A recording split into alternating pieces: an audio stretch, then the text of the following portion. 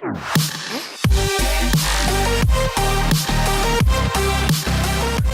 to the RC Roundtable podcast, where we discuss the latest RC hobby news, events, model reviews, and a whole lot more.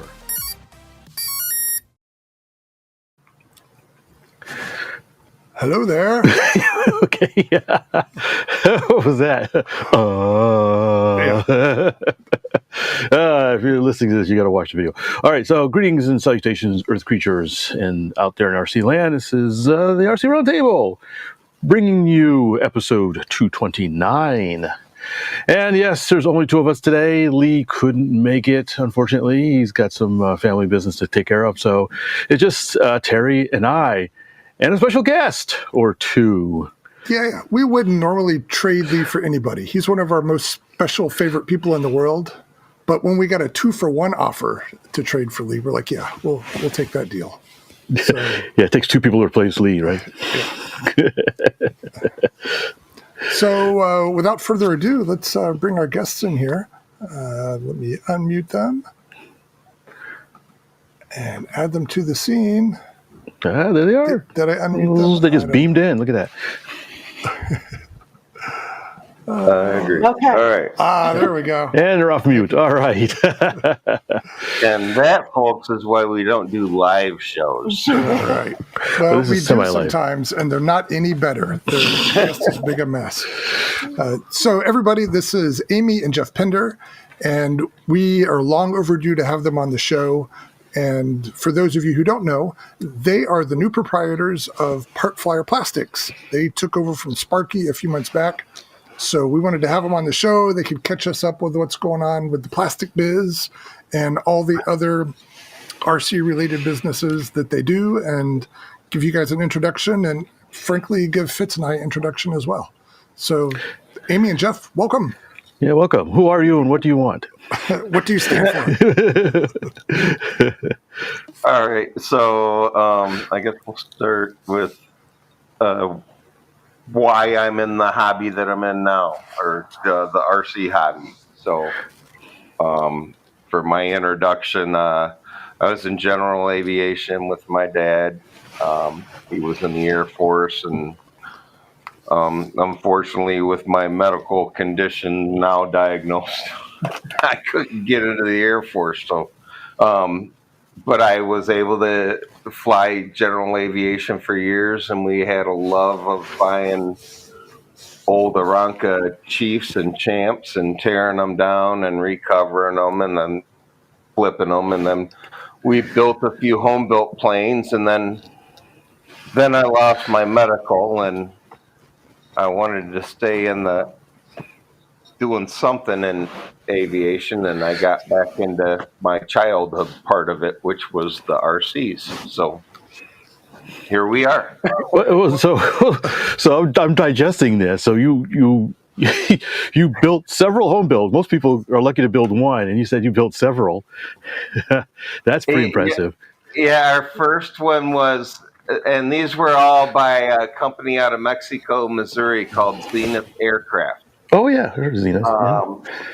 So they have a great little plane, and at the time, this was before the recent change for sport pilot and gross weight limits. So we had first built a plane, or a Zenith 701, which is a high wing STOL, and we built the wings for one of my dad's friends, and then he built the fuselage, and I did the floats, and then all that. That was our first kit built. And then after that, we built a 601, which was a low wing, and that's also a Zenith, and that was my dad's plane. And then I built a Zenith 750, and then a 750 Super Duty, and I'm going to have to look up all these models. Yeah. If you just go to zenithaircraft.com, give a good plug for those guys, but they make a really nice, general aviation kit type plane. Everything is laser cut and it's all pop rivet together. It's So it's an all probably the aluminum world's airplane. easiest plane. Yeah. Okay. So I was also, as a modeler, when you said you recover like Aeronicas and things, I'm wondering, is that a lot like doing a model airplane? Is it like dope and fabric kind of stuff to do that? Well, yeah, I use dope and fabric, but I will say this: it is not even a close comparison, even if I use the same stuff, because the models are so much smaller. I mean, there's a whole lot of more forgiveness that I can get with an iron between ribs after they're laced and all that, and you got your pinking tape on a big wing than you do on one, that's like 3 feet. Right. That makes sense. Yeah, I don't know if you heard, but I was watching a video, and apparently there's iron-on covering now for full-size aircraft. Huh. Oh yeah, Aerotech, I think.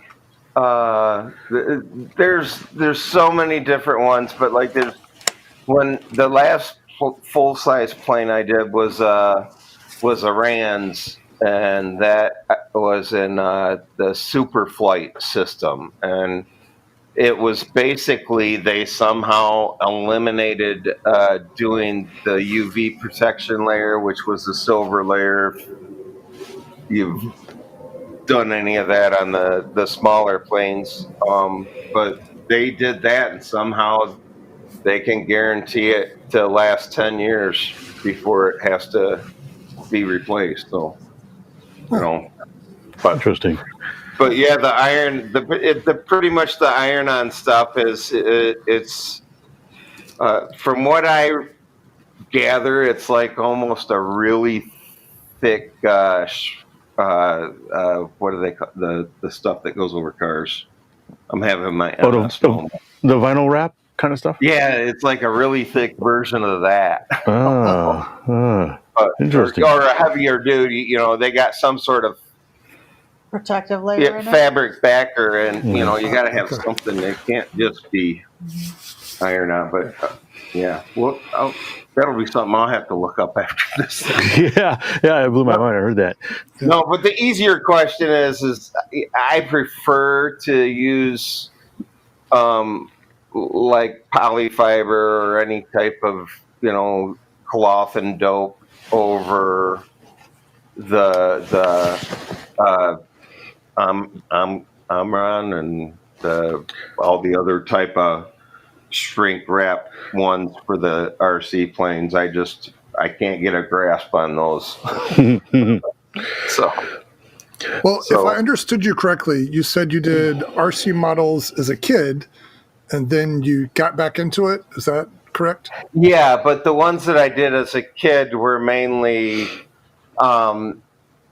free flight, rubber band powered, and kind of when I was starting to get into doing like a little SIG trainer or something like that, was at the same time that I had saved up enough money to start taking flying lessons. So, it was one of those, you got to pick and choose what you want to do at that point, because I really, at that point in time, I was, 16 or 17 years old. So, I have my heart set on an aviation career. So hey, I don't blame you.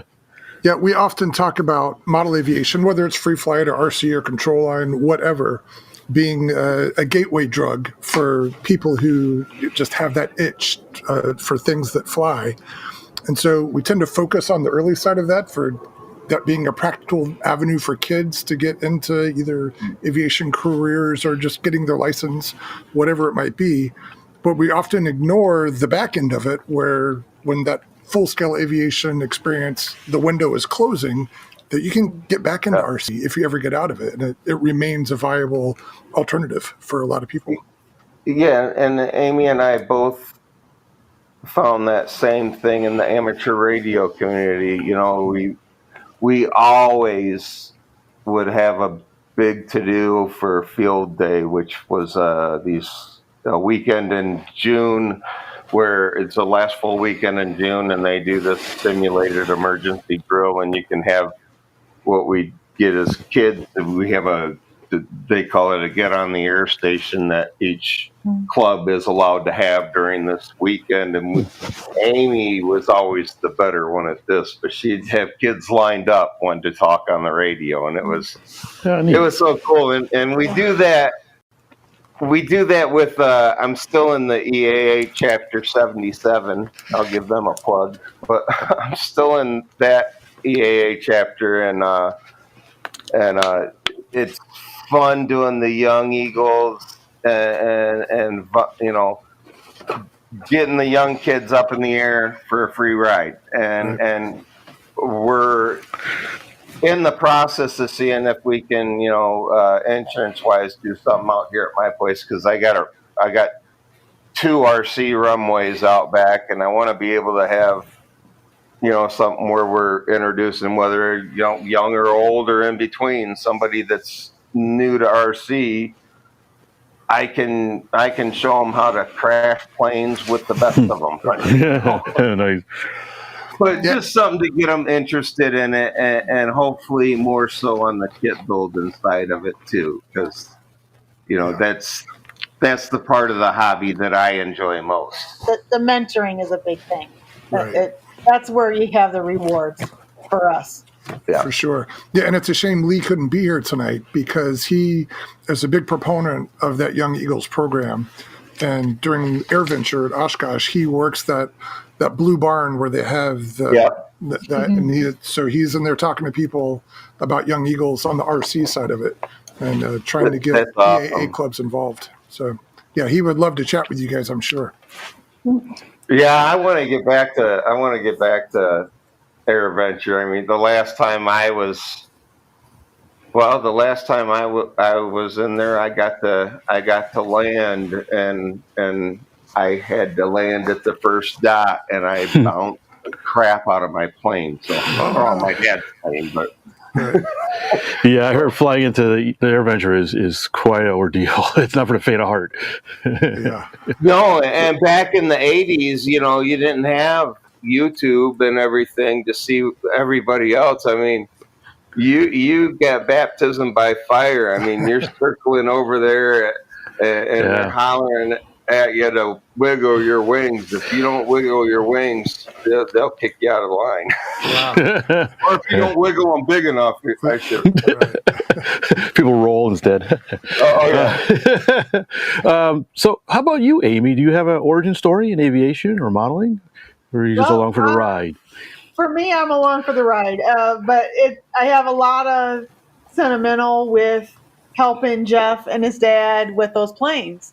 And that was kind of special. For me, though, I do have a little bit of a memory. My uncle was flying a Cessna, and I remember going up in that, and it was just quite an experience. So that was very, very memorable, and it sticks with me all this time. So when I think I was middle school, high school age about then. So when I met Jeff and his dad, and Jeff's telling me the stories of growing up with there was always an airplane in the driveway. All the friends at school knew that there was an airplane in the driveway, and that was his house. That's where he lived. It was a different airplane all the time, because they were, fixing this and that for a friend of theirs or whatever. But yeah, because there was a school.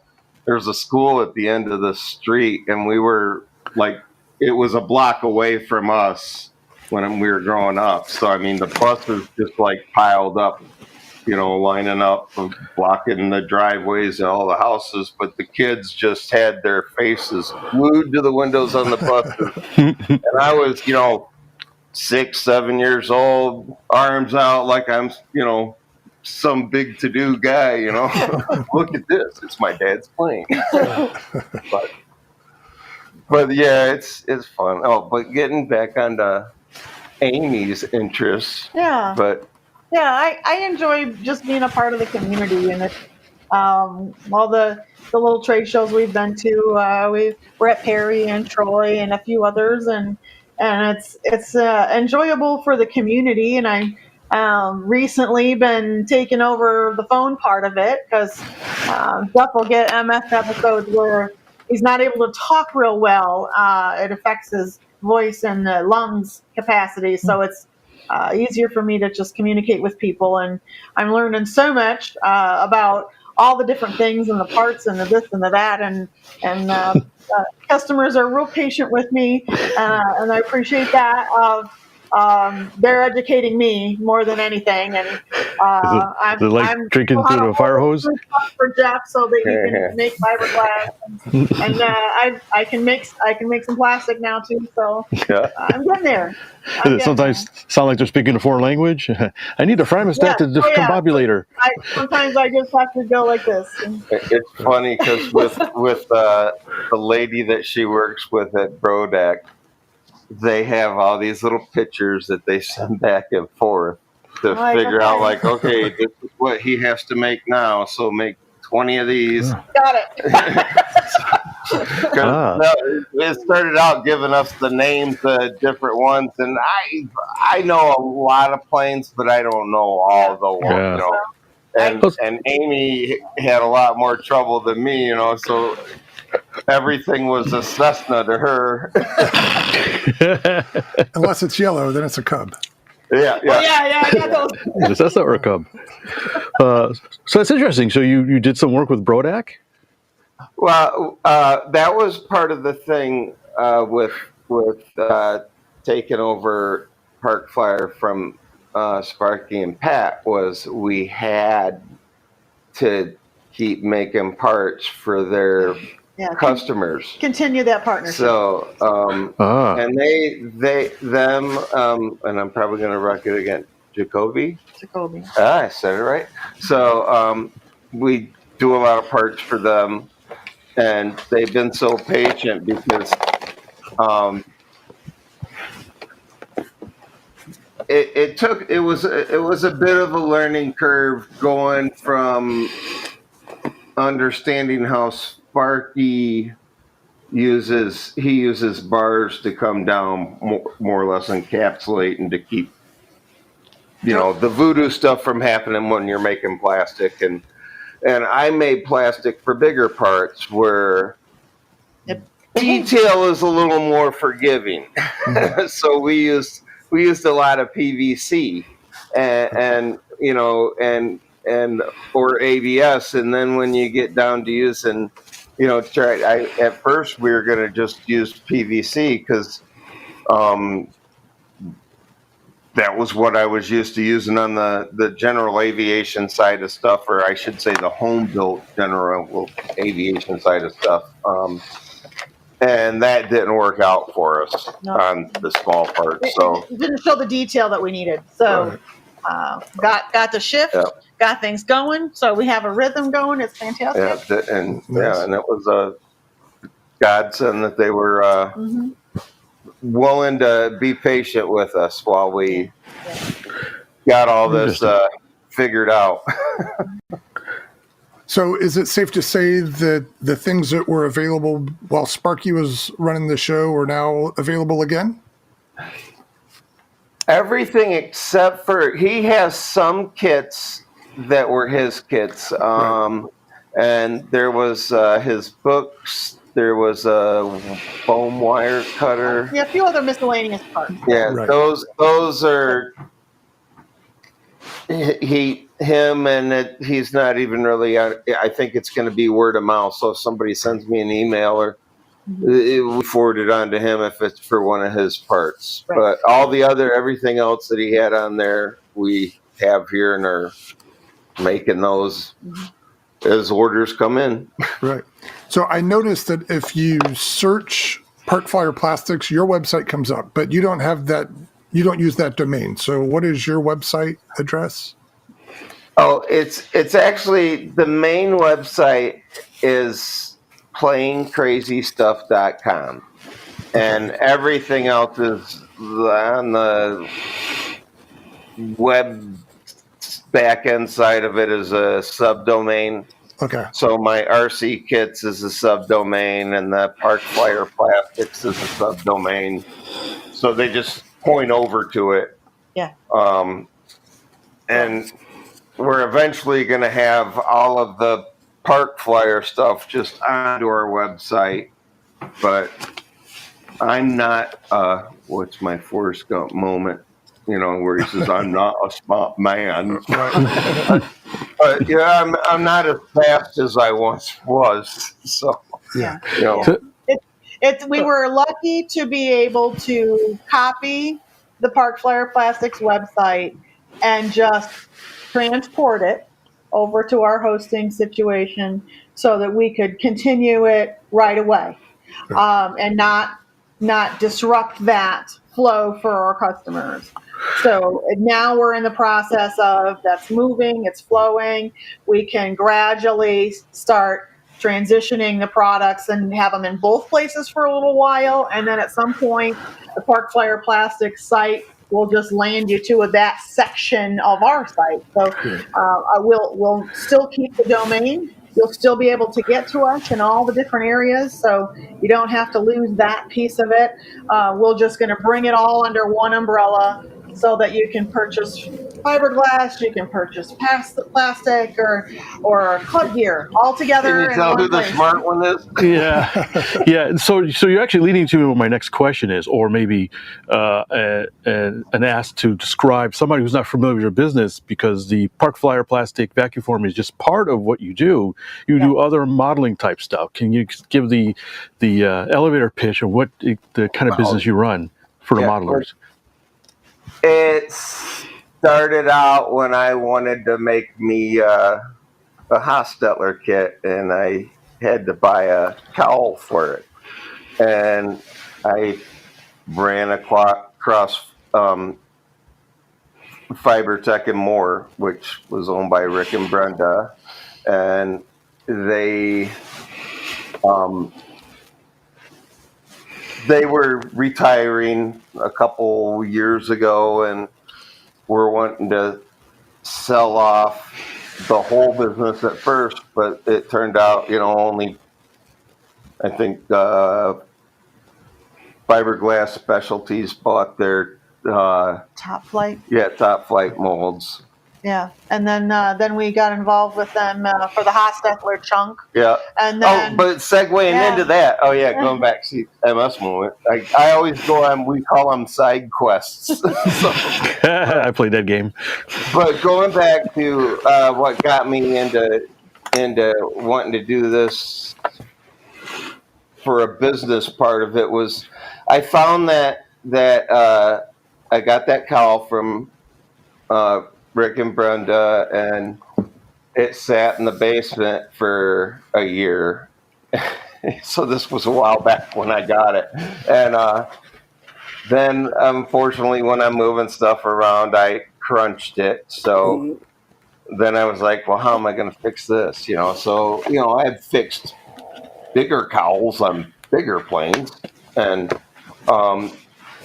those we had always sprayed, when we did the mold on those, they were like big giant molds, and we'd spray them with gel coat and all this. So I was trying to figure out how to fix that. So then I started going down a rabbit hole side quest of searching, and I came across some of Rick's posts on how he would make molds or do this or do that. And then I seen that they were looking to sell their business, and Amy and I were looking to segue into a different business or expand our business that we do currently, which was embroidery. We're a full service embroidery shop. So when we started doing this stuff, it was kind of like, okay, well, maybe we got one more, venture in us. So that was bought that from Rick and Brenda, and I've been making fiberglass parts for about a year and a half full time now, and that was another one of those things where in the beginning I bit off more than I can chew because I couldn't say no to anyone. So it's like, hey, can you make a cow for this? I'm going to send you one that's in 800 pieces. And oh yeah, I'll make that, and then about 3, 4, 5, 6, 7 months go by, and I'm finally starting to get most of the pieces put together to a point to where I can scan this chunk and 3D print it, and then reverse engineer the whatever part it was. And sometimes they got mad because it took long, and sometimes they didn't. But it's like I'm one person. Right. Yeah. So, but that goes with any business. But I mean, it's fun, and it's really getting now where I'm at, laying up the fiberglass into different parts for whoever it is. Like, it's nice to be able to start cutting the patterns out with a more precise system, so that we can make nice, like when you look at a cow, even though you're going to paint it, it's still nice to see that, like, clean edges on the fiberglass and all that stuff, where you see the heavier cloth coming through. So Did you say you use 3D printed molds? I what I'll do is, that was back in my another side quest, but one of my other things was I was electrical engineer for GM, and then a lot of the stuff that they would make, they made the mechanical engineers do just as much electrical stuff as they made us do mechanical stuff. So I really enjoyed doing AutoCAD, and then getting into Fusion 360 and all that stuff. So it's one thing that kind of I can still do without thinking too much about it. One of the things with my MS is, like, there's some stuff that you remember, and like I have the perfect excuse for not hearing what she says. So, but there's a lot of good information locked in that vault in his brain, and when he gets to the right thing, it just clicks like no other. And that's one piece of it that you're talking about, that CAD stuff and the design work and the detail and that passion just really comes through. But to answer your question, I'll 3D print the plug, or the cow. Like I'm doing a bunch of stuff for Dennis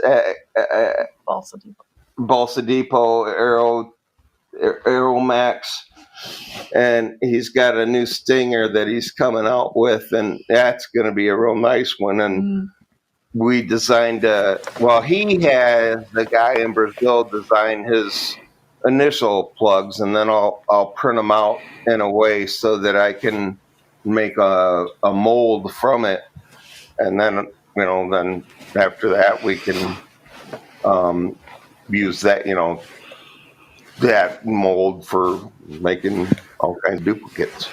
Neat. Do you think you might use the same process for vacuum form plugs?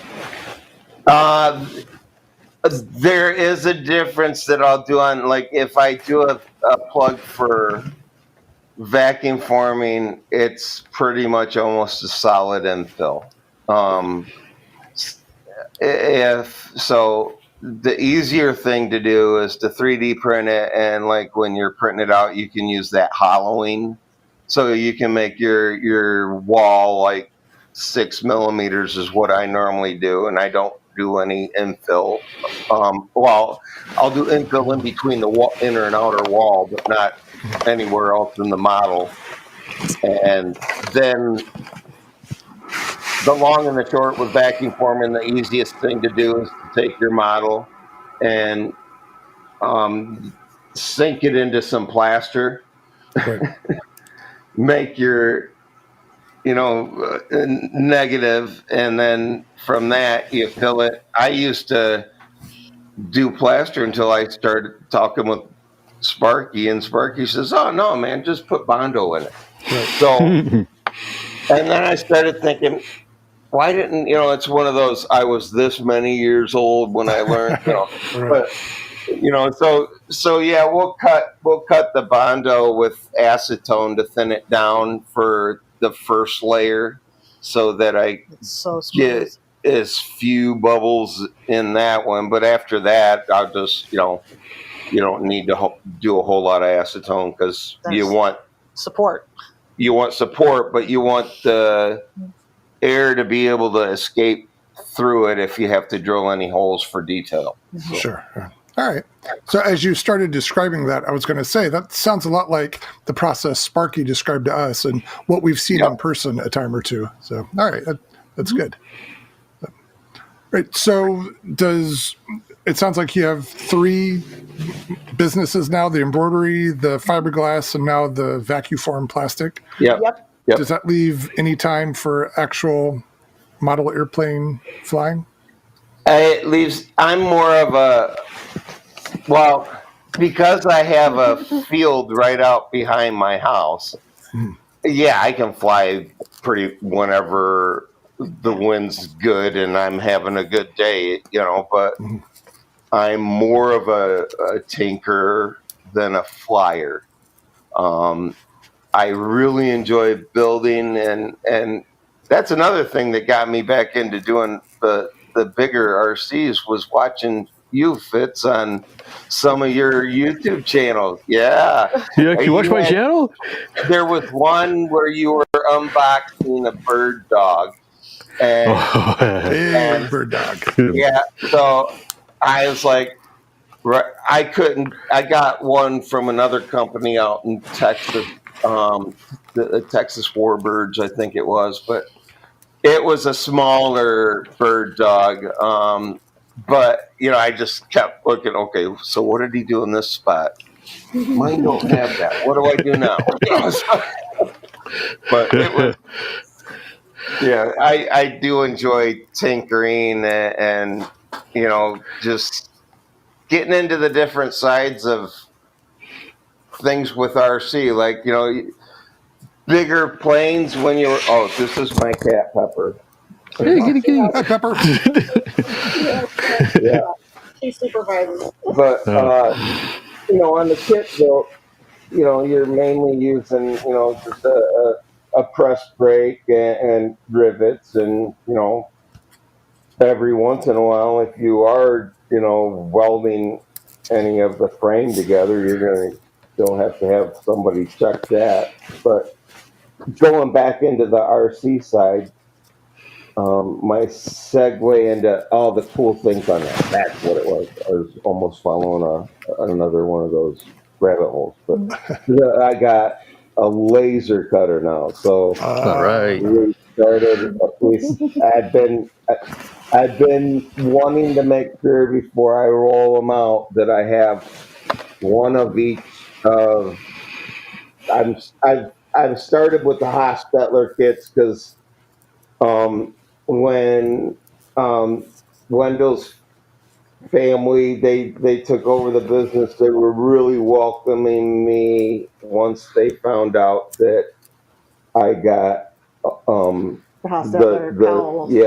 Rick and Brenda. Yeah. So they actually made a discount for sending me the drawings digitally, and then I've been just plopping them into AutoCAD. So that's been taking a lot longer than I thought, because Wendell did not use AutoCAD. Things old-fashioned way. Yeah, so a lot of things were close enough, kind of one of those. But so I really want to make the laser cut parts, be really nice, or as close to, like, I'll give a plug to those other guys over there across the Lake Michigan, the guys at Planes Gone By. I mean,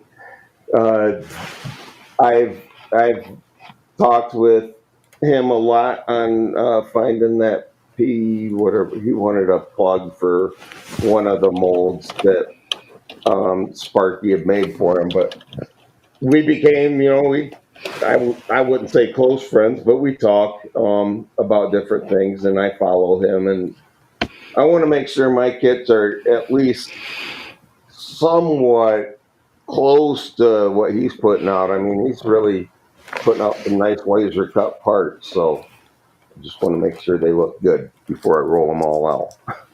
So is the goal to eventually produce full kits?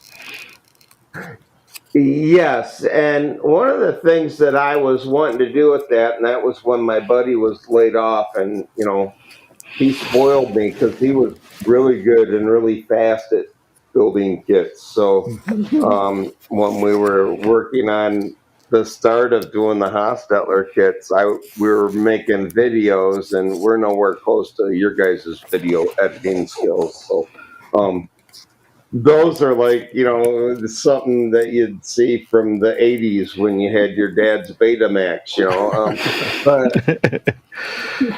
But yeah, I want to do videos on the build so that, hopefully if it helps one person or it gets one person involved in the kit building, then it's worth it for me. And then the other side of doing those is I don't want to think about doing an ARF. I'll let the people across the pond do that. But I would like to do kind of like what we would do in the general aviation kit building side I'm sure they do still do it even after the expansion but of your sport pilot ratings, but they had short kit. The FAA rule is you have to build 51% of your plane. And if you are to be what's called the builder and you are the one to do your annuals and all that stuff. But there's a lot of people that kind of like to do the finishing touches. They might want to do the covering and all that. Or they might not like to do the wings. So I want to try to offer short kits like that, kind of like what they did in the general aviation. So, Okay. Well, my general understanding of a short kit is that any parts specific to that model are provided, like ribs or fuselage formers, but the generic parts like sticks and sheets are not included. So what you're describing sounds a little different. Like some parts are pre-built and some aren't. Yeah. I sorry, I was already on my side quest of general aviation when you said short kit. So, but yeah, we are doing the short kits, which is like you said, just the laser cut part. And if it's the wired gear, I can bend that. I'm looking at maybe down the road bending, some of the solid aluminum gear. But yeah, we'll do the short kits, and then I'm working with Dennis at Balsa Depot to get bulk orders of balsa coming in so that we can do the long kits as well, where it's all the sheeting and you just hand Amy a check or whatever, and she'll send you a kit. All right, nice. But yes, on the other short kits, one thing we would want to offer down the road is if somebody wanted the skeleton put together and they were willing to come pick it up or, pay a bunch of money for shipping, then we would do that. Right. Well, it's probably worth asking, where are you guys located? We're near Flint, Michigan, in a little town called Columbiaville. Okay, nice. So everything that you guys make ships out from there and goes around the country, around the world? Yep. Around the galaxy. All right. Nice. Yeah. Yeah, I don't think we did any galaxy stuff yet, but No. I would say between all of our embroidery ventures and now into the RC ventures, yeah, we've pretty much hit every country. All the way around, yeah. Nice. So do you still do the embroidery stuff? Yeah. Oh yeah. Yeah. Yep. Yeah, that's a big part on the RC side because with our ham radio background, we were part of the board, and the club wanted gear. They wanted shirts and jackets and hats, and it was difficult to find a supplier for that was reliable and so forth. So when we got into the embroidery business, that was like a good segue for us before we left the club, and because the business started growing and we didn't have time for the club, so we were growing the business, and then we got more clubs and more clubs, and we got an international club, and that got real busy. And so then when we started into the RC stuff, we're like, well, let's do RC clubs too. So there's a large amount of those on the website already, and it's growing every day. Oh, good. That's her main gig. So, But do you literally wear different hats depending on which job you're doing? Yeah. yeah. And I do my best to do a little bit of everything so that everything is just gradually moving forward, and we're getting through it. All right, nice. Yeah, I was. I don't know if I would say lucky enough, but I was able to take a early buyout retirement for contractors, which basically said my wife wanted to have her career in the twilight, and I had no retirement at GM anyway, so we ended that in 2010, and then because they were going through the recovery from the whole 2008 economy stuff, so we were going through rolling layoffs anyway, so it was like, why not become a farmer? So that was what we did next. Literally, I can knock that one off my bucket list. I became a farmer, and I had animals, and no farm animals anymore. That's the airfield now. Yeah. Yeah. So. Well, you were a true Renaissance couple. Yeah. You do it all. Yeah. We do it all. We ebb and flow, and like they say to Jeff on a regular basis, and his friends will ask me, well, how do you handle all of this? And like, well, Jeff's an all-in kind of guy. So when he has an idea for something, it's all or nothing. So it's been that way almost 25 years. So there's going to be another adventure. I promise you there will be. Yeah, I'm not sure I would have the stick-to-itiveness to work my way through the learning curve of what you guys have described. I feel like I would have bowed out long before. So there were times, trust me, on some of these. Come on, Pepper. There were times though that we thought, okay, that's we're gonna have to just call everybody and tell them, look, we don't know what we're doing after all, and then you get that little spark. It's like then it clicks. Yeah, I have that little idea, and like 2 o'clock in the morning, you run out there to try your little idea, and hey, it worked. There we go. I'm not a failure, yay! But it was a learning curve, and it's I will say this about anyone that fiberglasses or vacuum forms. I envy them. It's a hard job, especially like for me. I don't like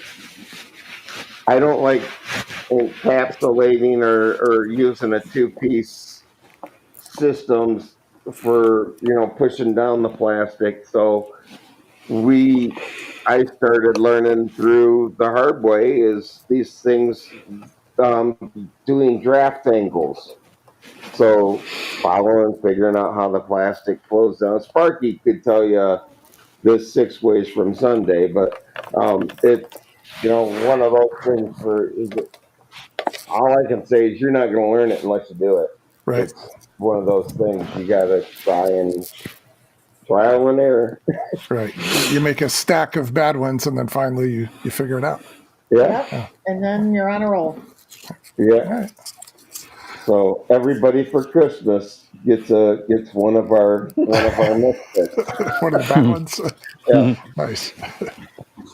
All right. Well, Fitz, I've been asking all the questions. Do you have anything you wanted to throw over? No. A couple of things. I noticed on your website you actually solicit parts for planes if you don't have them. Is that something you still do? Well, it's one of the things where Amy had to take it over and start telling people, look, send us your part. She's going to scan it, send the part back, and we're going to get to it when we do, because that was one of those things where I couldn't say no, and it was one of the problems where, and it got to where people were just, I would have some parts that just showed up, and then after a while, what's this for? And then, a couple of weeks later, you get a call from it. You get my part? Yeah, but I already have that one. So ask first, huh? Yeah. So, and plus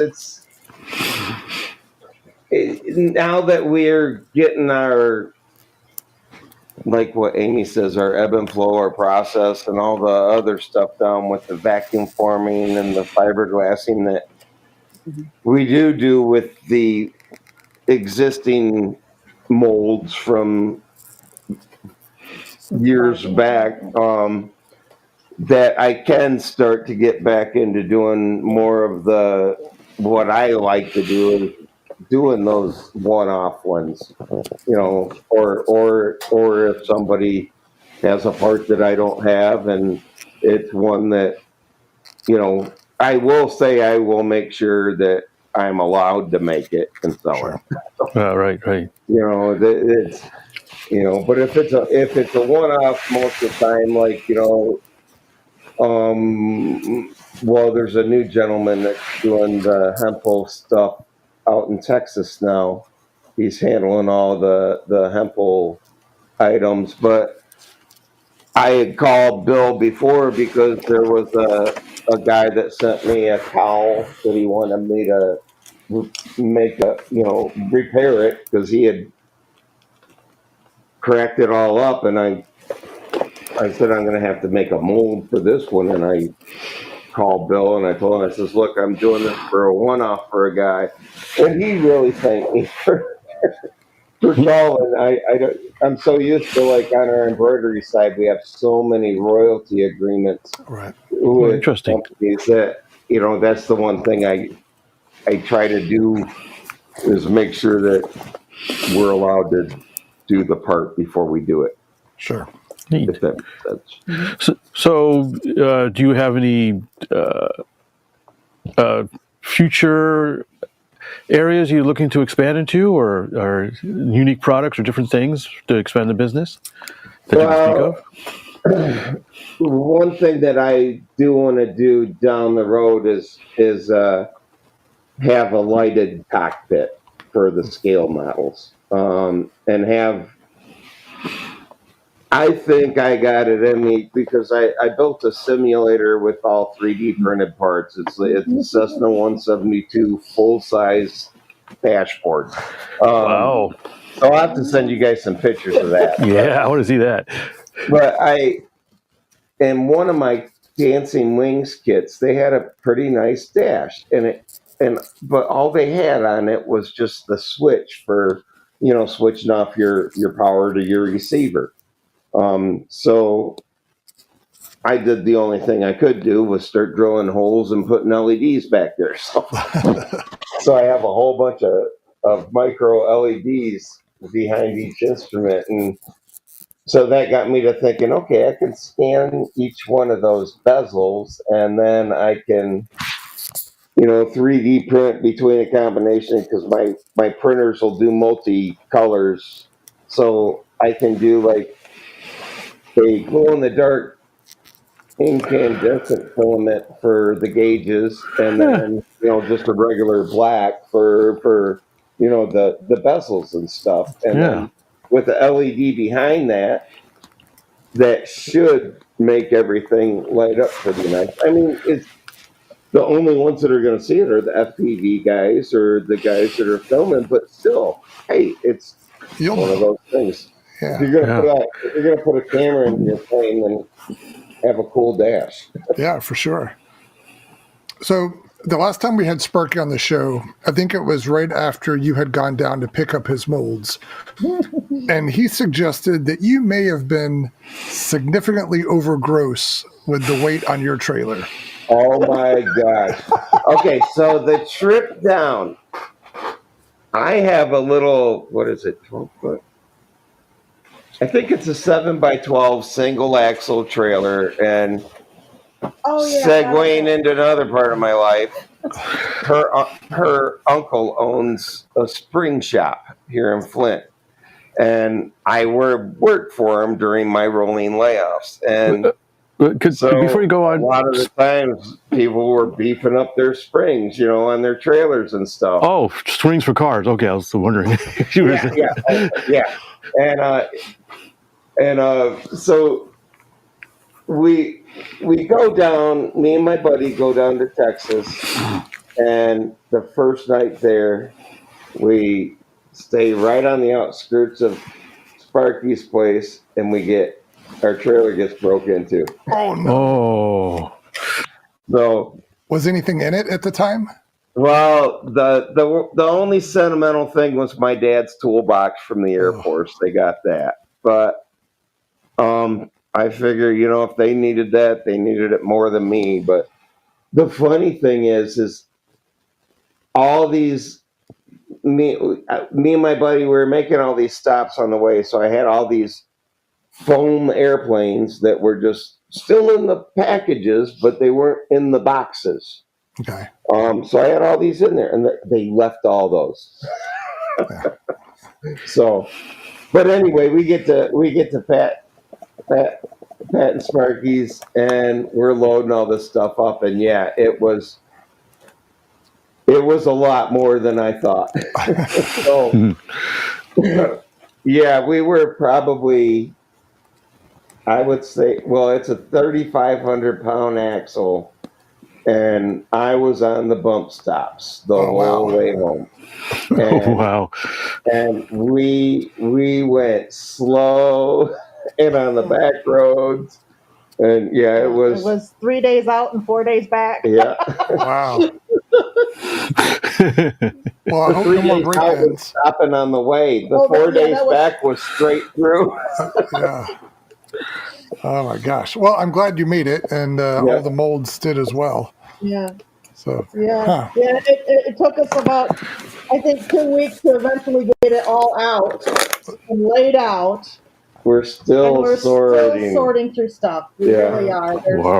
There's the primary stuff. We got all the canopies organized, and we're starting to organize the little kit tubs, and sometimes folks will call it, they'll order something, and I have to just say, I didn't find that one yet. Yeah. Hang in there. Right. And, we find them. Yeah. Sparky helps me. Yeah, it's right. That is awesome that he does. Yeah. And he still knows it. He knows them by the numbers that he wrote on them. And it's like, oh, yeah, that's a 126-4 or 5. Oh, I should have known that. Well, of course it is. All right. That's the right part. You got it. Okay. Yeah, it's kind of, if you ever seen the meme, with the guy talking to air traffic control, and he says, "What do you see near you?" "Oh, I see that cloud that looks like a lion," So I have that feeling a lot whenever I go out there trying to figure out his numbering scheme of things. So I just take care. And then to make it even funnier, there was this board, and all I could equate it to was it matched a 16x24 platen. So it matched his vacuum former. Okay. And this thing looked like a basketball board mixed in with a Ouija board, with all these lines and this and that. And I'm thinking, I'm sitting here trying to figure this thing out. And one day I finally call him. I said, "Sparky, what does this board?" "Oh, that don't mean anything." I messed with this board, and I was going through my undefeated stage, trying to figure out what does this board have to do with how we make these parts work? And it ended up, I did the only thing that would work for me, which was I have all these different airbox platen sizes. And if it's a little tiny round cowl, I have a little tiny square platen that I put a little tiny piece of plastic in, and there it goes. And we finally got it down. But yeah, in the beginning, I was worried. I was talking with Sparky. I says, I'm sure you're worried. He says, oh, don't worry. Don't read any of that stuff. And I'm like, wait, there's stuff? What stuff? And so, but yeah, he's been a great help to both of us along the way. And I'm sure there's a lot of people, the businesses that he supported, as well as the general modeling public who buys from them, who appreciate that both of you have made all the effort to take over the production of that stuff. So thank you. I do hear that from them. Yeah. Quite a few customers. They yell at Amy a lot less than me. Yeah. but yeah, I mean, that is the great thing about this community too, is everybody has been so patient. Yeah, I hear to say the least, and then I'll get some people, and they'll buy parts, and they'll say, hey, I know so and so that they used to vacuum for them back in the day. If you got questions or anything, here's their number, and that's been the biggest help was a lot of the people in the community in general saying, hey, let me help you with this, instead of, saying, hey, where's my stuff, or this, or, and I understand that, because, even on our embroidery side, you're not going to be able to please everybody, but, Right. I'm just so thankful that everybody, as soon as we were, in the beginning, when I was biting off more than I can chew, Amy would say, and she took the reins over and said, okay, well, we're going to start a different way this day forward, because normally I ran the businesses, but after my big MS episode 4 years ago, it kind of it made me go on all these. Well, we talked about them earlier, the side quests, which I'm sure I popped in about too many times for Fitz. But it's just all these different helpful people in the community that makes it worth it for us, and it was the same thing in the ham radio community. I've had plenty of customers call and say, there are so many vendors that they've seen over the years just go by the wayside and disappear, and they were fearful when they saw that Sparky was going to step back and Rick and Brenda were going to step back, and they said, well, people don't support the builders like us, and we're just so appreciative that you're willing to carry this on, and that it feels like an honor for us. Yeah, it does. Yeah, it is. It's much appreciated what you guys do. It's it's like I said at the beginning, it's a big honor for Jeff's dad. We feel like we're close to him every day. Yeah, that's the biggest thing, because there ain't a lot of money in it, that's for sure. But it is fun. I do enjoy doing it. I enjoy learning every day. I'm always learning. Like just the other day, I learned that you get what you pay for in servos. Yeah. So I have to change 6 of them in an airplane that I just got done building. Yeah, there's lots of stories of the Amazon servos that center where they want to, and it's different every time. Yeah. Yeah, that was in a kit. That was all right. We're gonna just fix that. Well, I hope we didn't talk you all to death. The reason we invited you on was so you could talk. So, yeah, we wouldn't give you a hard time about that. So is that a Pawnee or is that a air tractor behind you there on the table? So that is a military version of the air tractor. Oh, okay. That's the OA-1K, something like that. Skyraider 2, which is a new plane for the U.S. Air Force that they're planning on using as a really inexpensive close air support aircraft. And so this is a pre-production model from Legend Hobby that we've been test flying. It's got a 118-inch wingspan.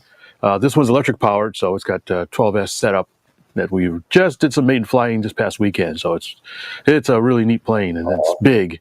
The picture that this doesn't do justice. It's a pretty big plane.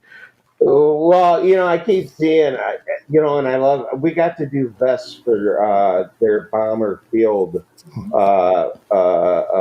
deal last year, and it was pretty cool. And that's what kind of started getting me following Legend Hobby. And wow, I would look. My bucket list is to build one of those B-17s. So. Oh yeah. The one of my club members just got one, and he's stripping it down and fiberglassing it, and he's going to really deck it out. So wow, he's really excited about it. Yeah. So I have an unrelated question here for you, Fitz. On my screen, you turned blue. You look like a Smurf right now. Do you look normal on your screen? I look fine on my screen. How about you guys? Looks fine to us. All right. Okay, so it's just me. All right. is Terry's monitor's not fully plugged in or something? Right. They'll jiggle the cable. That's right. So we should mention, Fitz, since you're talking about the Skyraider 2, you were on Jeff's custom plane. You say it so I don't screw it up. I think it's Jeff's Custom RC. Okay. Last night. Yeah, last night. Is that it? Flight Club? Yeah, he has a weekly live show called Flight Club. Okay. But it's on a Jeff's Custom RC channel on YouTube, and we talked extensively about the Skyraider 2, showed some videos, talked about different power options and props, all kinds of stuff. So if you're curious about it, check that out. We had a nice time talking to Jeff and Wayne over there, those guys, and Tomas from Legend Hobby was also joined us to talk about the project. So it was pretty neat. We had a good time. Yeah.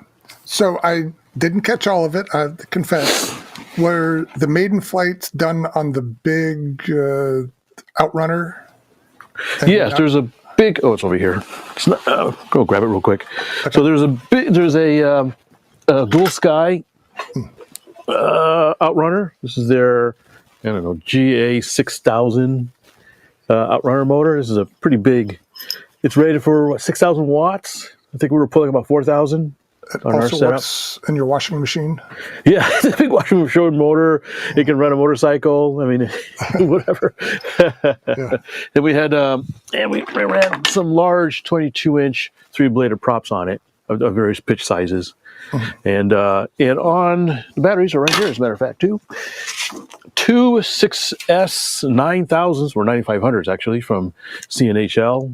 Wow! In a series setup, so 12 cell, and it was a good setup. We didn't have to add any nose weight. It balanced just right. It handled all the weight of the batteries and motor just fine. It's relatively a floater, relatively speaking, for a big plane like this. And it was really quite nice. We had a good time flying around. So are those anti-spark connectors on your battery? They are not. So yeah, every time I plug it in, yeah. But at least the sorry, my phone just turned off for some reason. When you plug in that last battery, it sparks. So right. Yeah, some anti-spark. I think Lee has some or has experimented with some. I think he was playing with some XT90 anti-spark connectors. Okay, yeah, I'm using the EC series connectors. Aren't they compatible? I might be making that up. The smaller ones are kind of compatible as long as you're not pulling that much power. Yeah. If you push hard enough. If you push hard enough, yeah, don't put it like an EDF or a high power setup. You're going to melt them. Yeah. But if you got a small 3S 2200 kind of thing, it's fine. All right. Well, all of that was to lead into the part that I didn't get a whole lot of detail on. It sounds like you're switching to a Stinger belt drive. Yes, that's what's on there now. Well, sorry, I put the cowl on. We're going to experiment as an optional power setup for some people. Yeah, I'll pull it off of there. Get out of there. I don't care what you smell. So is that a one-piece fiberglass cowl? This is a one-piece on my headphone wires. One-piece fiberglass cowl, long. It's like 17 inches long. Wow. Yeah. Fiberglass. Does that give you nightmares, Jeff and Amy? Yeah, can you pull this? It's one of those things where, like, when we first got into doing embroidery and we first started getting everything down, you start thinking about, like, oh yeah, I know how they did that. So that was my first thing, is trying to figure out, okay, where did they put all the reinforcement? Right. Yeah, this is a doozy. This is really long. It's got a little bit of texture to it. They've added a vacuum form greebles to the side. The exhaust ports here screw in. There's like a single screw, and they just bolt on. And they added a wood. That's what I'm saying. Whatchamacallit? Former. That's it. Wood former with some blind nuts in it, so you can. It screws on. It actually screws on really nice. There's 2 on the bottom and 2 in here, and they're all. Just 4 screws hold it on quite nicely. And there's lights that you glue in in the front. And you can see the wires for the lights. But anyways, yeah, he was asking about the belt drive. Sorry if it's a little far away. But there is a outrunner on a belt drive, 3-to-1 reduction. And the purpose is they're looking at using a scale 5-bladed prop, if I remember correctly. That looks like their actual prop used on the full size turbo prop. And so if you want to do that, it's a lot of prop for there's too much prop for this motor, but on a belt reduction drive, you can swing a prop like that. But that motor is significantly smaller, isn't it? It is, yes. It's a lot smaller, but it's on a belt drive, and it's a higher KV. Yeah. So yeah, it's a lot smaller. I don't know how much you can see that, but just in terms of absorbing the watts, I'm surprised the smaller one will do it. Oh, just pull my thing off.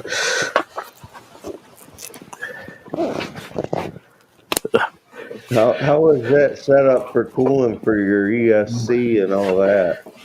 So there is a cooling. That's something I actually did. Is there in the nose? There's a cooling inlet here. Yeah. And there is air can flow through the. There's a big hole in the motor mount, and all the way through the fuselage, and the rear of the fuselage is open, so air can flow all the way out. It's got a little negative pressure kick up to it in the back or something. Yeah, I think naturally there's a bit of negative pressure. So when we flew it, everything seemed fine. It didn't look like anything overheated at all. So even the batteries were pretty cool. So I think we're getting decent airflow in there. Which model of the Stinger is that? I don't know. Is there Stinger 65, I think? Okay, that might be the smallest one. But I'm not even familiar. Sure, yeah, or 90? I'd have to look. I'm sorry. I don't remember. All right. That's a good question. I'm curious to hear how that works out for you. They're compelling. The cosmetics of it, just looking at it, you're like, oh yeah, that's a serious piece of machinery. And then the fact that a lot of people like how they perform is the icing on the cake. Yeah, if you remember, I think we saw one at Neat Fair, right? Wasn't that the big biplane? I think, yeah, the big muscle bipe. And then a buddy of mine up here, John Cease, has a Skyraider 1, the old Douglas A1. Oh, right. And he's got a Stinger in his, and it flies great. Yeah, it's funny how what's new was old is new again, in a sense that right. In the early days of electric, we used gear drives and belt drives with in-runner motors because that's the only way to swing a large prop. And now we're back to using gear drives again for really big planes. Right. Yeah. All right. Well, that's cool. Keep me updated on the next flight. When's that supposed to be? No idea. I think we're still waiting on a prop, so that hasn't come in. And this is actually a mock-up set It's not quite fully mounted, and so we need to have. It's actually a little too short, so we're looking at getting a small extension to the output shaft because the cowl is so long, and narrow. so there's a little bit of teething issues we got to get up through. We think it should work, no problem. Just a little minor nitpick things we're going to have to, and that's why we're doing this before. This is the prototype, pre-production kind of things. We're working on all the bugs and kinks before customers start getting theirs and that kind of stuff. Yeah, I think that Stinger is a made in the USA product as well. Yes. Maybe a gentleman. I think he's in Florida or something. Yep, I think so. One-man shop. Tomas told me that there's another gentleman who's going to put an actual turboprop in his. Okay. RC model turboprop thing. So that should be interesting too. So have you sourced a spinner with cutouts for 5 blades yet? I haven't personally. Legend Hobby is working on it. Okay. So yeah, they're working on it. So yeah, they're going to do all that. That's going to be fun. A prop with 5 blade slots, and then the prop, and then it should look really neat. I think there might be cruciform props too. I think. Okay. I don't know. I have to double check, but yeah. Yeah. All right. Yeah, it's going to be a neat project. Too bad it's all gray. Boring, dull gray. We blame the Air Force for that. Yeah. And, Well, see, at least it's two-tone gray. Yeah. Yeah, that's true. We get a little variety. And then You can see the cowl. yeah. And I wire brushed you earlier today about the insignia. Yeah, I don't know how I missed that. Like I said, I didn't put it on; it was already on. But yeah, Yeah. So there's we've had some other nitpicks with the insignia, so I missed that particular one. Like I said, it's pre-production. right. I've told Tomas, and he said, "Oh, good catch. We'll fix that." Yeah. So Production models. for Jeff and Amy, I was watching the video last night, and the wing insignia from the factory was on the right wing on the top rather than the left. And not a big deal, but I have particular nitpicks, and that's one of them. So I had to give Fitz a hard time about it. Yeah. And he was a good sport. Yeah, if you go to, I think Legend Hobby Facebook, social media has pictures and video of it, that kind of stuff. Yeah, I had saw that one, and then I follow Seagull Models, so I seen all the ones over there. So, but yeah, that thing's going to be a great flyer. Did you, speaking of Seagull Models, did you see the video I did when I visited the factory a few years ago? I probably did, but that was probably back in the beginning of me starting to watch all your videos. No problem. Just let you know that I did visit the factory a few years ago, and that was interesting. Now, I was talking to somebody up here last week, Fitz, and they said, they specifically mentioned that video and how much they liked it. And I know, Fitz.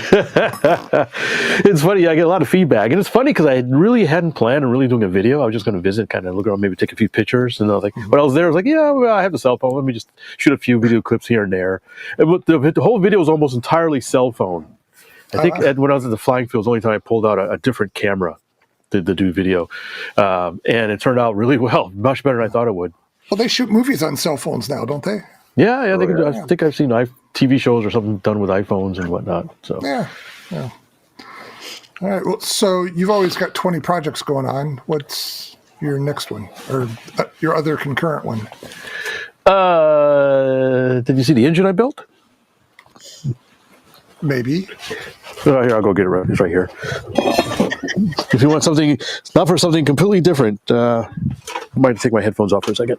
Okay.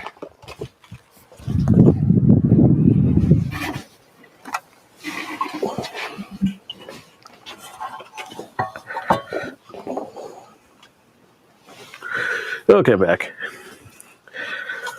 So another thing, something I've always wanted, I finally have one, and it is the neatest thing. Just out to the garage and show them the little of the shop. So is that a steam Look engine? at that cool! Is that a cool steam engine? Indeed it is. A little steam engine. Single cylinder. It's a big steam engine. It's fairly large. Yeah, the boiler is pretty big. I mean, it's it's my hand, and it's got a little neat little pressure gauge there, and the valve Just Yeah. turn it on and off. And what's neat is it's got a reversing lever for the engine, so I can change direction. And you can even hook a servo up to it if I needed to. And it's got a flywheel, it's got an output shaft. So it's pretty cool. So it's throttleable? It is, yeah, kind of. You have to use this little valve here to throttle it. Okay.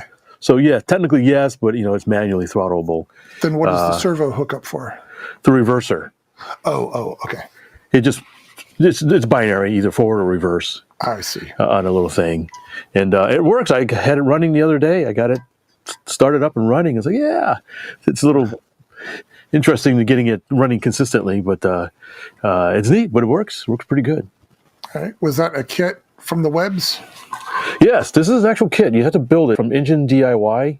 They call it a Sterling kit. Is the brand, I guess, on it.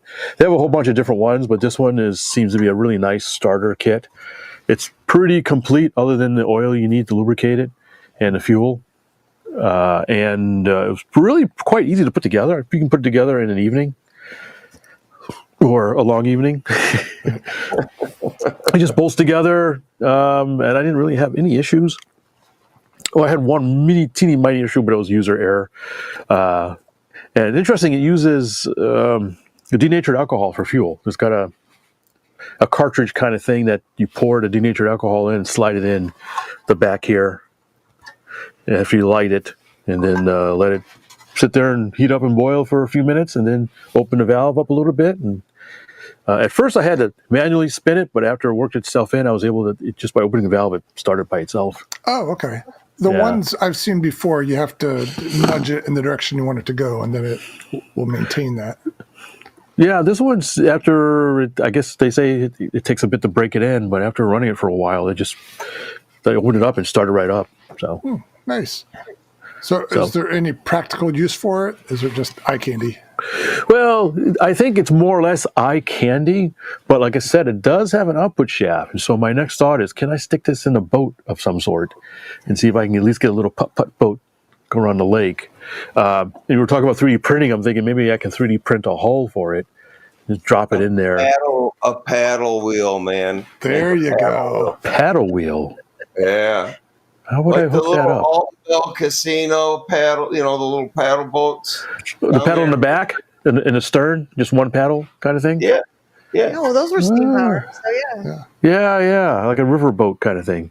Riverboat, you got it. Yeah, that's interesting. I hadn't thought about that, but maybe that would be pretty cool. A little steamboat paddle thing.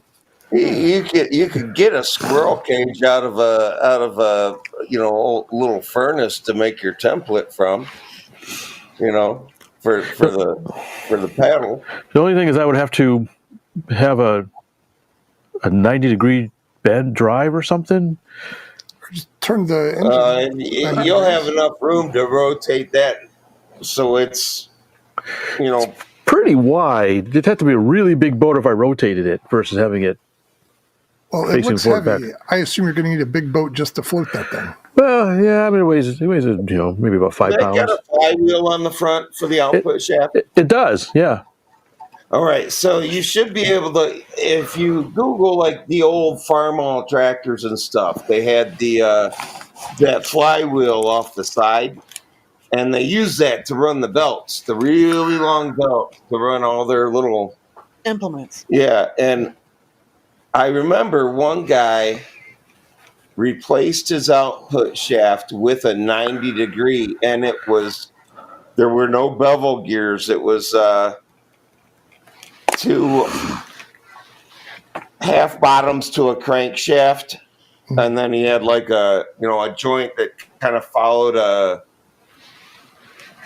I can't even pronounce the word. Universal joint? The way that it moved, it made it a non-geared 90-degree output shaft.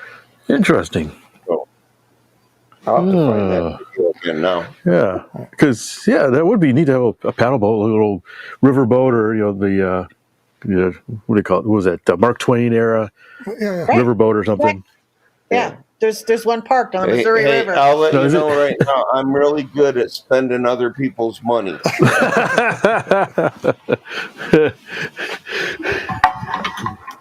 Yeah. So He's the idea man. Right. Don't get him started. So, anyways, in fact, I'm working on a video now for my channel of the build of that and running. Okay. That probably be the next one. And I've got, Terry, I guess I've got probably the Piper Cherokee. One of the next video. It's already built and flown. The big one. The other prototype? Yeah, pre-production. That's the one I was in the AMA magazine. Okay. I went to do the video. I said, all right, I'll just do the video. And I said, well, where's my build video? And I realized, oh crap, I never finished the build video. Oh. So that's going to take a while. So it'll be a bit. So Yeah.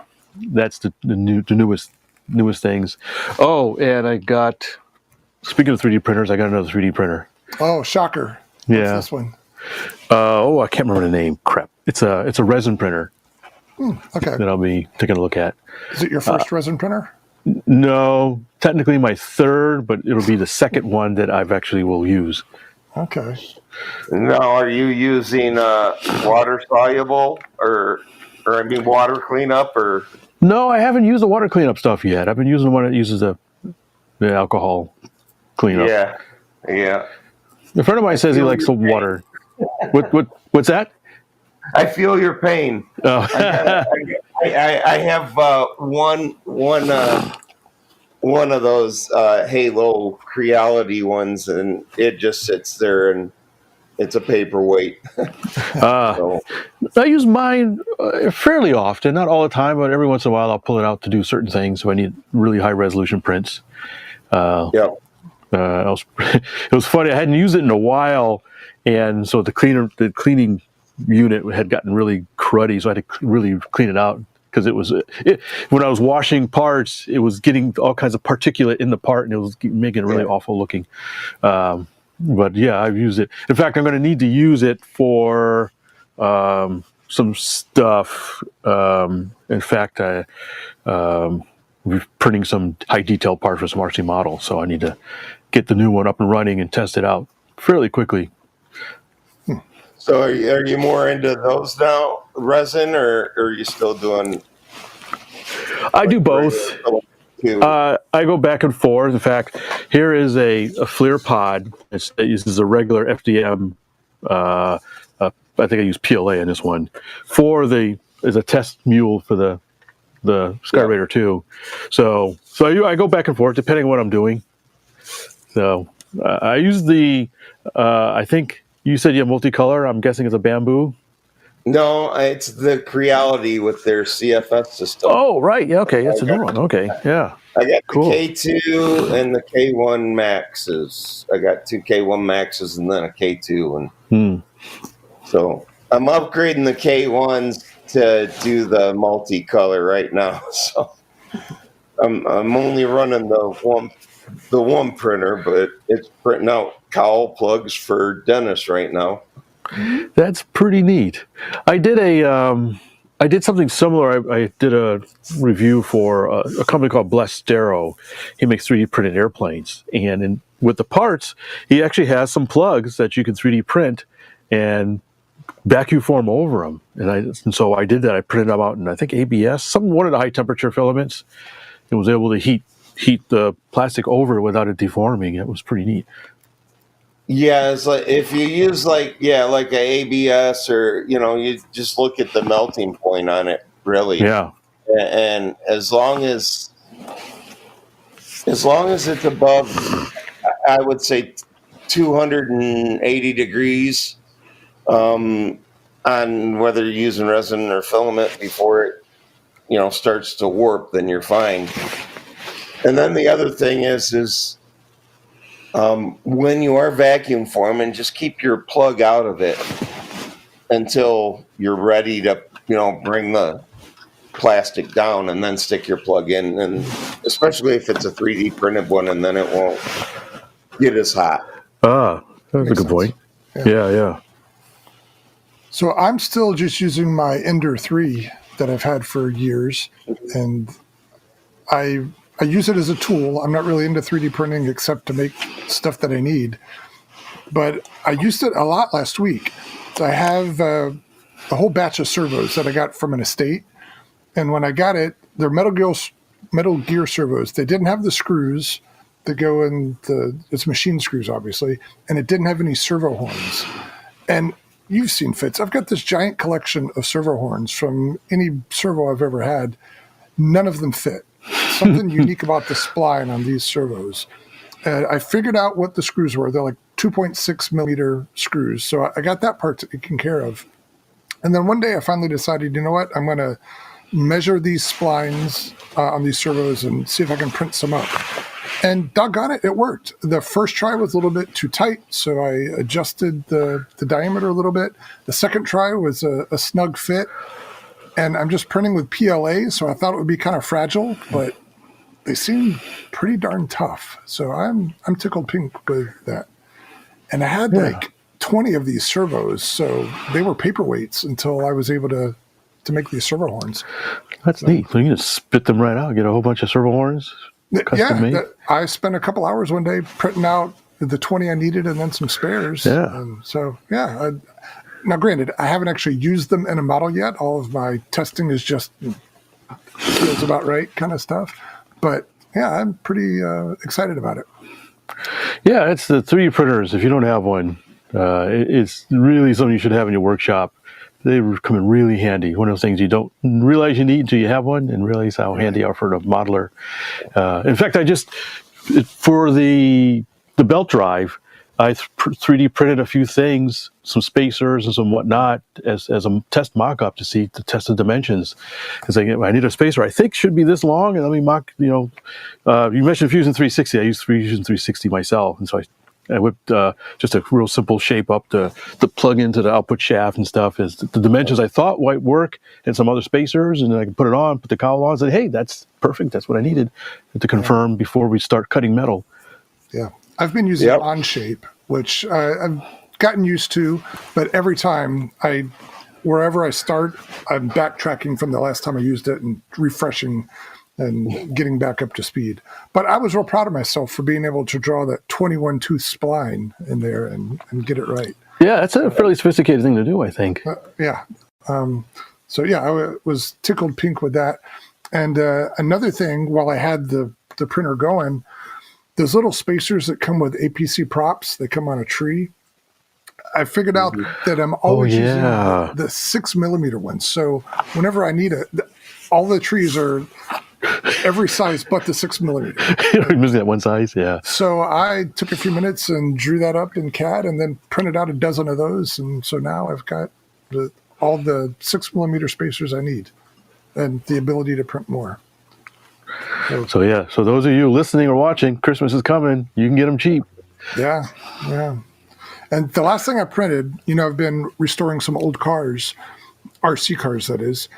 I had these 2 Team Losi chassis that are molded composite, and they used to have these braces on the front, the stiffeners, and they're unobtainium now. I guess they broke a lot back in the day or something. I don't know. But if you can find them, they're outrageously expensive.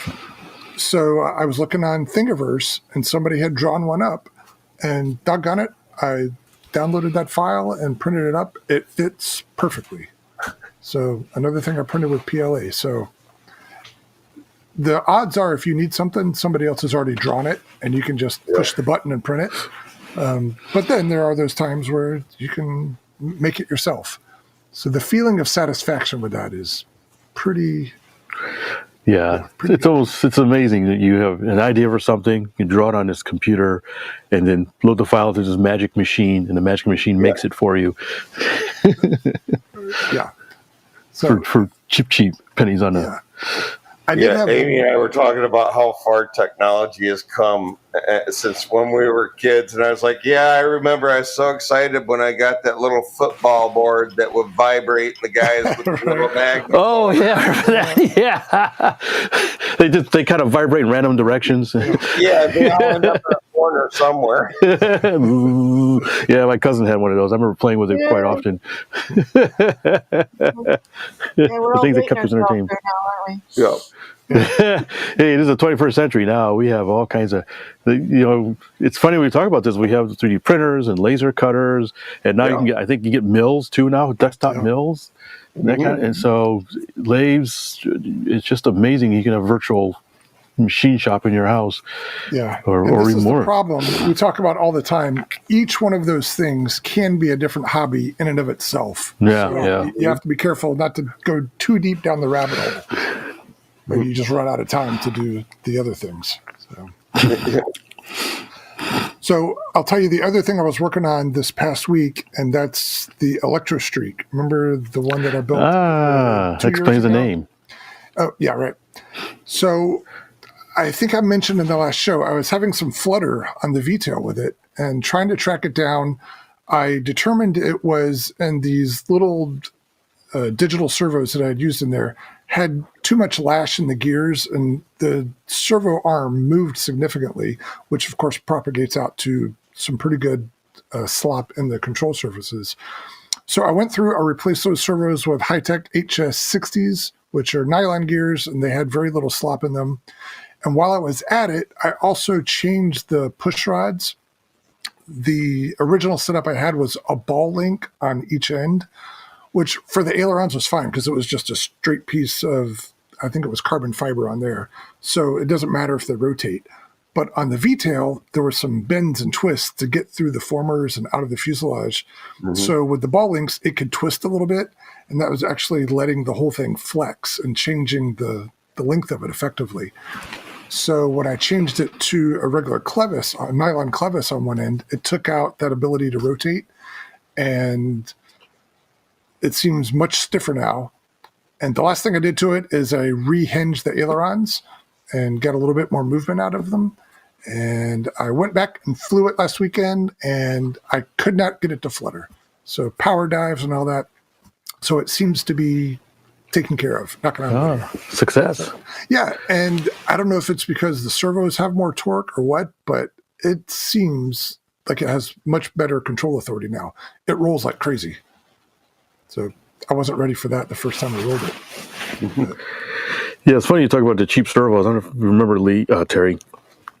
Lee 3D printed, speak of the devil, a F-16 XL EDF with 50 millimeter thing.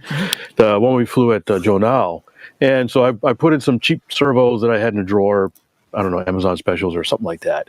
And because I didn't need a lot of throw out of the servos, they weren't very good at the center fidelity. So I had a lot of expo in it, and so I'm moving the stick a little bit, and the servos are not moving. And so I move the stick more, and it kind of jerk around. And so when you're flying it, it never really was quite in trim because of that. And so I need to pull it out and do some good high-techs or something in there that has much better resolution around center. Because these servos are just, you watch a thing and it kind of jitters around the center. It's really crude. So, like I said, buy cheap, you're going to suffer the consequences. Yeah, there's some airplanes where it doesn't really matter, but then stuff like we're talking about, it matters, and it's very apparent. There's one of those edge cases where it really was noticeable. Yeah. Yep. And that's the other part that I'm learning on the aspect of the hobby with the satellite receivers and redundancy bus and everything else, and that's intriguing and well, overwhelming at times. Yeah, it's neat. Yeah, just doing a hobby. Yep. So I'm looking around to see what other projects I might have coming up, and so again, I'm going to ask for your help. Remind me to work on that Eindecker. I need to finish that. It's funny, I was going to ask about that. When you were moving the camera around earlier, I was like, hey, where's that Eindecker? Yeah, and so that's, I have a power system for it already, an Outrunner. But I'm kind of curious what you think of that Stinger system, because maybe one day down the road it would get the smallest Stinger, which is still, I think the thrust is way more than this thing will weigh. Yeah, but you could probably swing a nice big scale prop at a slow speed. That would be really nice for that plane. Yeah. So, yeah, we'll see. But for now, I just need to finish it and get it in the air, and then I can tweak it later. So, anyway. So, Jeff and Amy, do you have any personal modeling projects going on at your place? I'm building a 170B right now. The Hosteller, the 27% one. The 170? Yeah. Okay. Yep. And then I also got an RV4 that I'm building. 2 Christian Eagles I'm repairing. Yeah, it's just a potpourri of planes. You got I a always production got line, like huh? 7 projects. So Yeah, you're one of us. We get it. And the bobber. yeah, and the bobber with the bad servos. So I got Bobber. Oh, Savage Bobber? it's not the Legend Hobby. It's the Dancing Wings one. Oh, the little one. Okay. Yeah. So What is it? It's 3. Well, it's like a 80 or something inch, whatever the wingspan is, but it's not giant, but it's not small. And Gotcha. right now, it came with cheap servos. Yeah, well, that's the problem. Okay. Well, Fitz, based on the way that yours died and other videos I've seen of different Savage Bobbers at different sizes, I'm convinced that the design lacks yaw stability because the rear of the fuselage isn't covered. So, Yeah. I think that the scale effect is really prominent in that one. The full size Yeah. one probably not as quite as susceptible I to the model. heard it was going to be a problem. So, Well, mine it's hanging up right here. It was resuscitated after I had the incident. As long as you fly at scale and don't do anything drastic, it's perfectly fine. Just try to snap roll or spin or something like that. You're asking for trouble. yeah. I just wonder if you added like a ventral vertical stabilizer or a little bit more area out back, if it would tighten. Yeah, it needs something. They needed. I was talking to. I think I was talking to Legend Hobby guys. That the factory needed to cheat a little bit on the rudder size or the fin size, make it a little bit bigger. I don't think people would have noticed, but it probably would have been noticeably more stable. Yeah, that might need to cheat a lot. Or a lot, at least something. Yeah. But some people have said maybe try covering just the rear portion of the fuselage with clear monocoat or something like that. That might help So too. the air can still escape out the back, but Yeah, but you still got a little more side area. yeah. Maybe worth a try. I don't know. Well, good luck with yours, Jeff. I'll make sure to video it. yeah, get evidence. Yeah. Be interesting to get the pilots. I make sure they come down in sticks. I was just thinking it might be interesting to find a pilot manual for the full size one to see if they have any warnings about spins or anything like that with it. Oh, yeah. Okay. The pilot's operating handbook. Yeah. I was thinking of the Aerobat when they stiffened, it stiffened up that 150 and made that acrobatic. Right. And then I know on the, I wonder if they could make like a dorsal fin, a longer dorsal fin coming out the top. We did that on some Arancas when we put a bigger engine in them. So yeah, there's lots of methods throughout history to improve yaw stability. So you would think they just pull one out of the bag and apply it, but nobody's done that yet. Yeah, it's not new. Yeah. Well, I might have the first Cub Yellow Savage Bobber then. So. Nice. We had a local guy had one. He was painting his like a military olive drab or something like that. A full scale? No, it was a model. Same model I have, but he repainted it different colors. All right. Didn't look too bad, actually. It looked pretty mean. Nice. I think it would look pretty with the Air Force blue on it. Yeah. Just saying.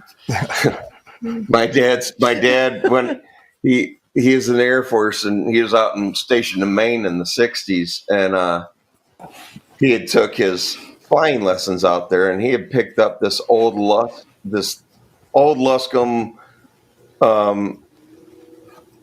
wasn't a silver, but it needed recovering, repainting, and all that. And I don't remember the plane because I was too young, but it was Air Force dark blue, and he had probably about another 50 gallons of that paint left over in case he needed to touch it up. That's fun. Pre-color matched. Oh yeah. So, but yeah, those were the fun days, and I don't know. I'm enjoying the hobby right now, so it's fun. Well, that's the And point. meeting people like yourselves. I mean, that's what makes it worth it. Well, I'm glad to hear you say that, because a lot of times when the hobby is also your business, it can take some of the fun out of it and make you forget why you started. So I'm glad you still see the fun in it. Well, you get moments, and then you got to ground yourself. And luckily for me, with my MS, and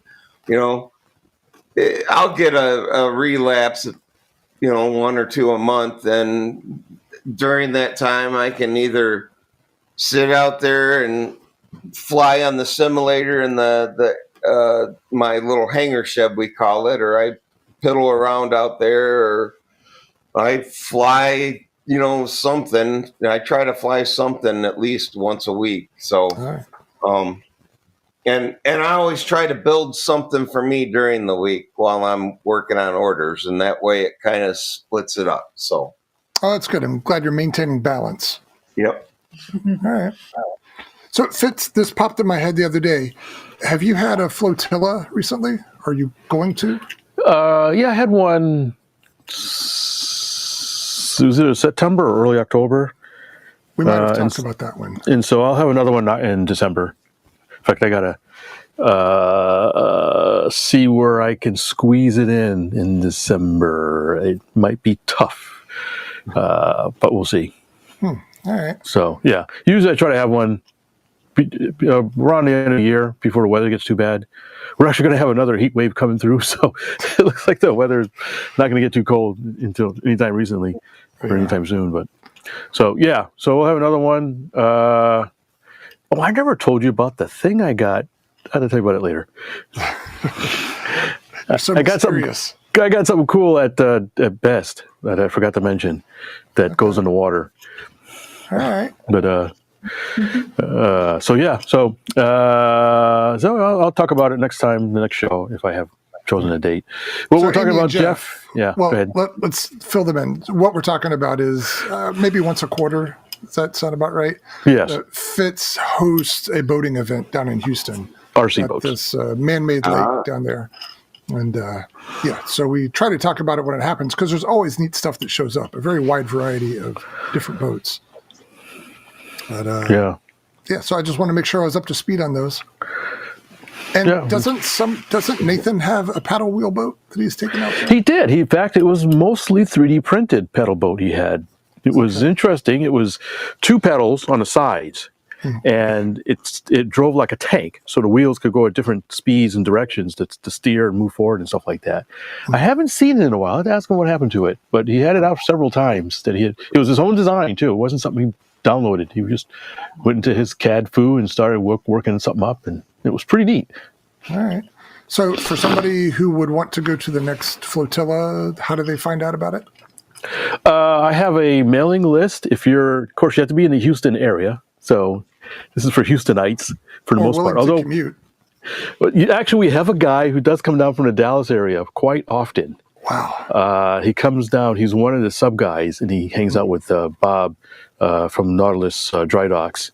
Yeah, I think he stays at his house or something like that. So whenever I have one, 9 times out of 10, he shows up. He's like, what are you doing down here? It's like, hey, I'm coming down to have a good time. So we do get some people occasionally from across town or across.